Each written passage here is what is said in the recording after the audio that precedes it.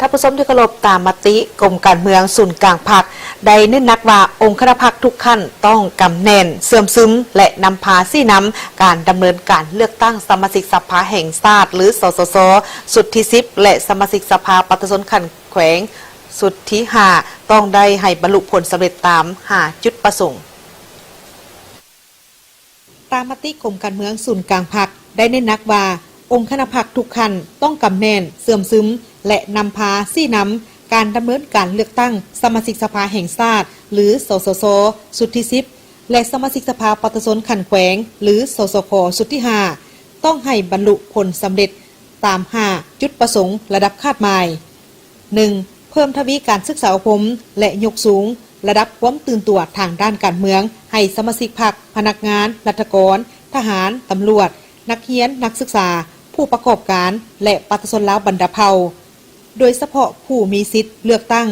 เพื่อสร้างความรับรู้เข้าใจที่ถูกต้องและเป็นเอกภาพต่อกับการเลือกตั้งสมาชิกสภาแห่งชาติสุดที่10และสมาชิกสภาปฏิรูปขันแขวงสุดที่5บนพื้นฐานดังกล่าวเฮ็ดให้ผู้มีสิทธิ์เลือกตั้งมีความตื่นตัวสมัครใจไปใช้สิทธิ์ในวันเลือกตั้งให้ครบถ้วน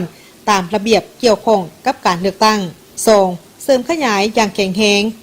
การปฏิบัติสิทธิประชาธิปไตยของประชาชนลาวบรรดาเผ่าโดยเฉพาะผู้มีสิทธิ์ปอนบัตรเลือกตั้งให้ถูกต้องและครบถ้วนตามที่ได้กำหนดไว้ในรัฐธรรมนูญและกฎหมายเพื่อประกอบส่วนอย่างสมเกียรติเข้าในการปรับปรุงบูรณะ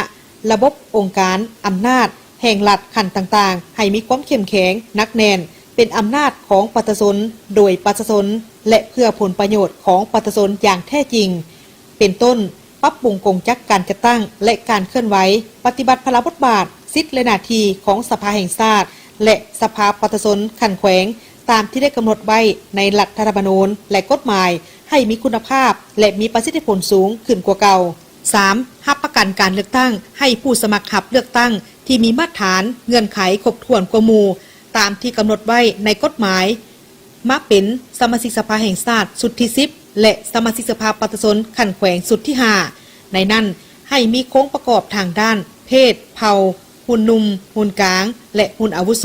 ในอัตราส่วนที่เหมาะสมมีตัวแทนจากองค์การจัดตั้งพรรครัฐองค์การแนวราวสังชาติสหพันธ์นักรบเก่าแห่งชาติลาวป้องกันชาติป้องกันความสงบองค์การจัดตั้งมหาชนขันต่างๆและตัวแทนจากวิสาหกิจรัฐและเอกชนในแขนงการที่สำคัญจำนวนหนึ่ง 4. ยกสูงสติเป็นเจ้าประเทศชาติสติชาติเอกภาพอันหนึ่งเดียวสติระวังตัวต่อกลอุบายบางเพทำลายของพวกคนบดีเป็นต้นการโฆษณาแบ่งแยกภายในการใส่ให้ป้ายสีต่อการเลือกตั้งต่อการนำพาของพรรคและการคุ้มครองของรัฐเพิ่มทวีความสามัคคีเป็นปึกแผ่นของประชาชนลาวบรรดาเผ่าเฮ็ดให้การเลือกตั้งในเทื่อนี้บรรลุผลสำเร็จตามจุดประสงค์ระดับคาดหมายที่วางไว้ 5. รับประกันให้การเลือกตั้งสมาชิกสภาแห่งชาติสุดที่10และสมาชิกสภาปฏิรูปขันแขวงสุดที่5บรรลุผลสำเร็จตามระดับ4ระดับคาดหมายคือ 1. นำพาผู้มีสิทธิ์เลือกตั้งไปปอนบัตรเลือกตั้งให้ครบถ้วนห้อยสนห้อย 2. นำพาผู้ที่มีสิทธิ์เลือกตั้งให้ผู้ใช้สิทธิ์ในการปอนบัตรเลือกตั้งถูกต้องตามระเบียบการเลือกตั้งห้อยสนห้อย 3. นำพาเวียกงานป้องกันชาติป้องกันความสงบให้มีความสงบและปลอดภัยห้อยสนห้อย 4. นำพาเวียกงานปอนบัตรเลือกตั้ง